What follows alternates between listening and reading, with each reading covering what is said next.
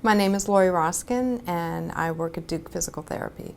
I'm actually second of 12 children, so when I was younger I had an aunt who would pick me up and take me on her rounds in the hospital. She was a nurse, and I was exposed to being in the hospital and really enjoyed it. And then when I was in 10th grade I took an anatomy class and decided that physical therapy would be a good fit for me.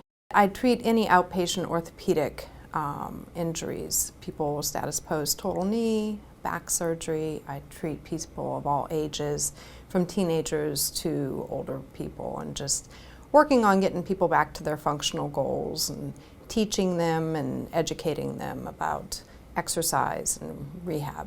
I'm certified in manual therapy, so I like to get my hands on people and feel joints and muscles and really work with the patients and educate them a lot on how to get back to what they want to get back to.